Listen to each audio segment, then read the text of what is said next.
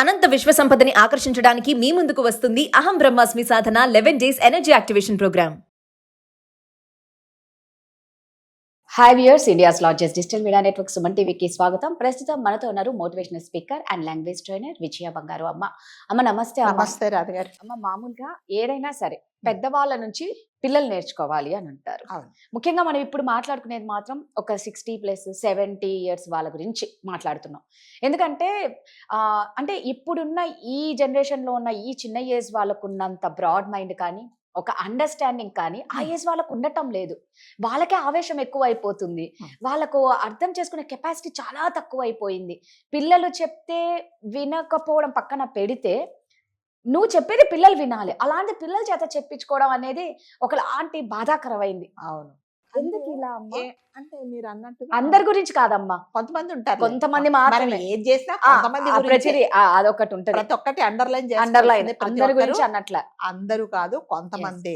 కొంచెం చాదస్తం కూడా ఎక్కువ ఉంటారు. అంటే మీరు అన్నట్టుగా అందులో ఏంటంటే ఏజ్ ఫ్యాక్టర్ కూడా ఉంటుందండి. దాని తర్వాత ఏంటంటే వాళ్ళ హెల్త్ కండిషన్ కూడా ఒకటి ఉంటది. ఇంకొకటి థర్డ్ ఏంటంటే ఈగో. నా వయసు ఇప్పుడు 60 సంవత్సరాలు 70 సంవత్సరాలు, నువ్వు నా ముందు అసలు దేని అది అంటారు కదా, నా ఎక్స్పీరియన్స్ నా ఏజ్ అంత లేదు నీ ఎక్స్పీరియన్స్ అని అంటారు.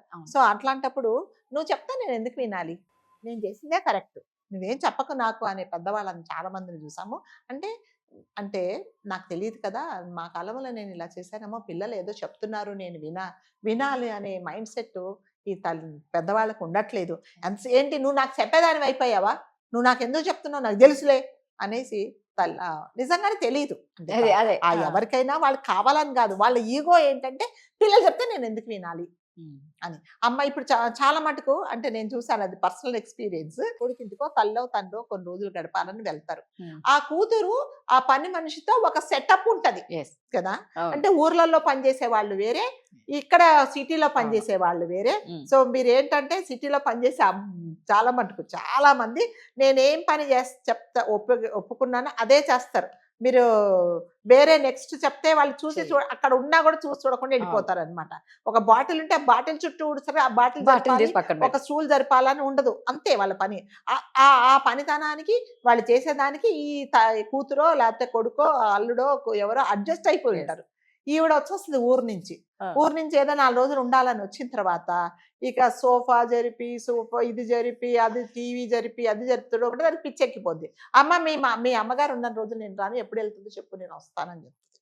అంటే మనం చేసి పొయ్యి కూతురింటికి వెళ్ళి చేసిన ఘనకార్యం ఏంటంటే ఆ పిల్లను ఆ అమ్మాయిని పనిలోంచి తీసేయడం కదా.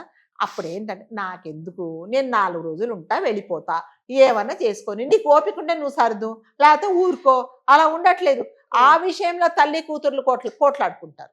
ఏంటి అమ్మ నీకు ఎందుకమ్మా ఇంతంటే, ఇదేంటి ఎంత ఇస్తున్నావు, 5,000 మా ఊర్లో అయితే 5,000 అసలు ఇంటికే వెళ్ళదు, మా ఇంట్లోనే ఉంటుంది, మన ఇంట్లోనే ఉంటుంది. ఇది సిటీ కదా, అది ఊర్లలో అట్లాగే ఉంటారు కదా. ఇది వరకు పని మనుషులు అంటే ఏదో ఒక పాత చీరో, ఒక రంగుపోయిన చీరో, లేకపోతే ఏదో కాస్త రాత్రి మిగిలిన అన్నమో పెడితే తీసుకునేవాళ్ళు. ఇప్పుడు ఎవరన్నా తీసుకుంటున్నారా?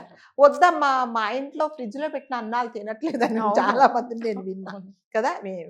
అంటే అమ్మ ఈ చీర ఎంత కొనుక్కున్నావు, 2,000, నా జీతం ఎంత, 1,500, అమ్మ ఇంకొక 500 నేను ఇస్తాను, నాకు కూడా ఇలాంటి చీర తెచ్చి పెట్టమంటున్నారు. ఎస్, మనం నిజంగానే వాళ్ళని అప్రిషియేట్ చేయాలి. అంటే అలాంటి స్టేటస్ లో ఉండే వాళ్లకు నువ్వు వచ్చేసి వాళ్ళని చెడగొట్టేస్తే, అంటే ఇదంతా ఏంటంటే తల్లి కూతురు చెప్తుంది, అమ్మా నువ్వు పట్టించుకోకమ్మా, ఇక్కడ అంతే సిటీలో అంటే కూడా తల్లి వినదు. అదేంటి అక్కడ దొరకలేదు, ఇక్కడ దొరకలేదు, అది చేయలేదు, ఇది చేయలేదు అని చెప్పేసి పోట్లాట అనమాట. అంటే పెద్దవాళ్ళు కూడా ఒక వయసు వచ్చిన తర్వాత వాళ్ళ అంటే పిల్లలు ఏదైనా చెప్తున్నారు అంటే మనం కూడా అంటే పెద్దవాళ్ళు ఎవరైనా వినడానికి ట్రై చేయాలి.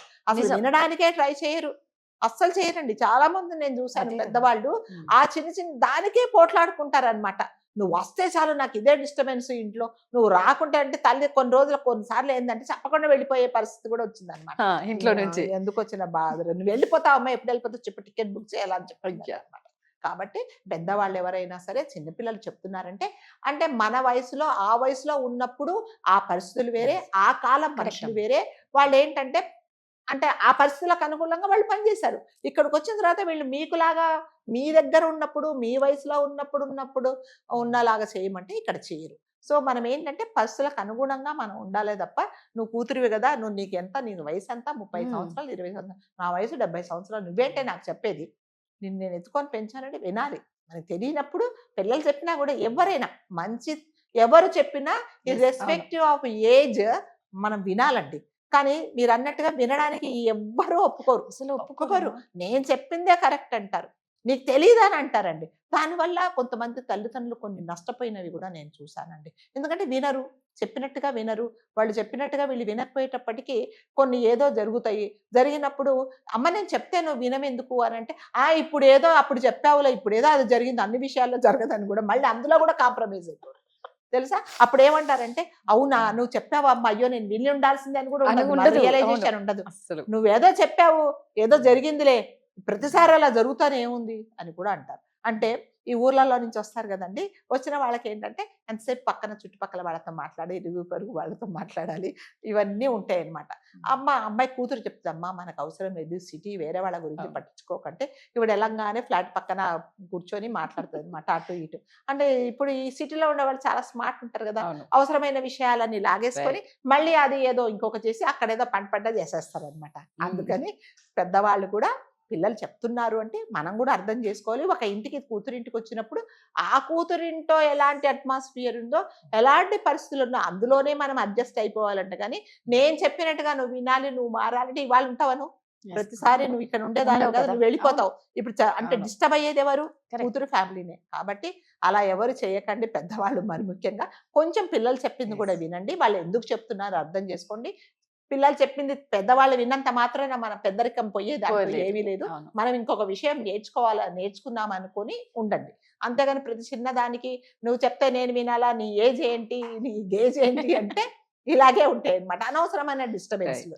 అప్పుడు అల్లుడు ఏమంటారంటే, వచ్చిన 2 రోజులు బాగుంటారమ్మా నువ్వు మీ అమ్మ, తర్వాత నుంచి ఇక యుద్ధాలు మొదలైపోతాయి అనే స్థితికి అల్లుడు గారు వస్తారు. మనం అలాంటి పరిస్థితి తెచ్చుకోవచ్చు. ఎంత అంటే అంతే, చెప్తే విను, కళ్ళతో చూడు, నీకు ఓపిక ఉంటే చెయ్యి, లేకపోతే వదిలేసి వదిలేసి అంతే. సూపర్ అమ్మా, కరెక్ట్ చెప్పారు.